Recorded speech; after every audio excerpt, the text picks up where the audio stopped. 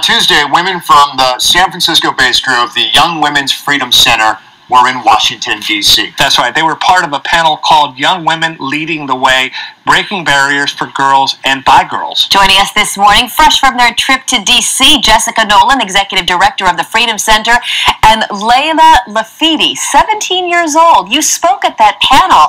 Thanks for joining us both. And Layla, I'll start with you. You filled in the sentence, I dream of a world where... What did you tell the White House?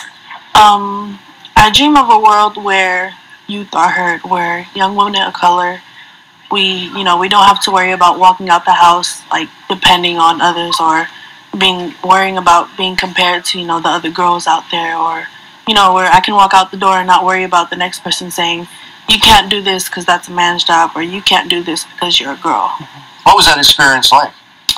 It was a really great experience. I got to work with a lot of young women there, and I got to chat with them from all over, like from Las Vegas, from Florida, even Maine. So it was a great experience. And Jessica, what was your involvement in this? Not just this, but the program itself here in the Bay Area. Sure, I've been involved in the Young Women's Freedom Center, formerly the Center for Young Women's Development, since 1996. I was hired out of juvenile hall when I was 16.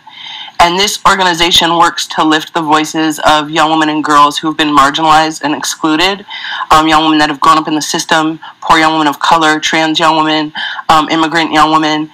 And we create a space where young women develop their voice and build collective power to really transform the systems that keep all young women from being free. And can you tell me what challenges young women who perhaps are maybe living in poverty or don't have parents that are, helping out, what kind of challenges do those women have just doing normal things like staying in school, getting a job, things that middle-class families take for granted? Well, there's a multitude of issues. Often young women who find themselves on their own end up in systems, juvenile justice systems, foster care systems, and don't have the support and access they need to thrive. Housing is a huge issue for many of the young women that we work with. Last year, nearly 100% of the young women we worked with were homeless. Homeless because they ran away from home, or why on the street? At that age? Yeah. Well, when you don't have a lot of opportunities and you end up in the system, we find that a lot of girls end up in the juvenile and criminal justice system.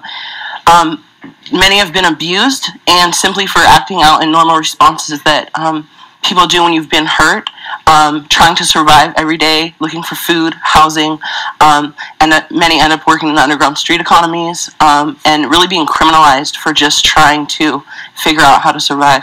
Layla, your visit to the White House in D.C. came at a time when your fellow teens here in the Bay Area were walking out of class, marching in the streets, protesting over President-elect Donald Trump's plans for the country. You were at the White House at a very interesting time of transition. How did that factor? I'm assuming as you were planning the trip, you didn't know who was going to be the next president. When you were there, you did. Did that factor at all into your discussion with your peers? Not really. I mean, when you bring up the walkout, I think of, it's a really powerful thing, especially because it's youth acting. And, when it comes down to it, our voices don't really matter in the election.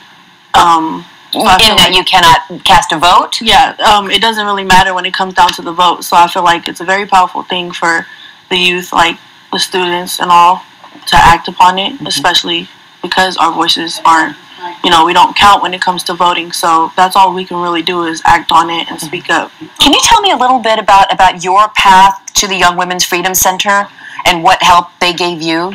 Yeah, so I first learned about the Young Women's Freedom Center when I was 15. I was in the juvenile hall myself, and then again I learned about it. I was still 15, but except this time I was in a group home.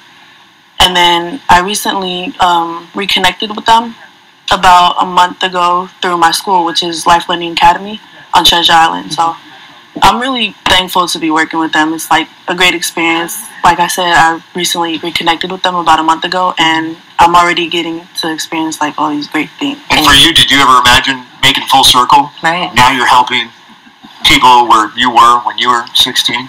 I don't think I imagined that when I was 16 or 17. But it shows the power of what this program can do.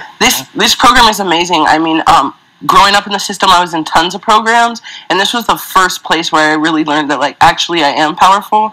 My voice does matter, and as the director, I'm just glad to be here and make sure that we can continue to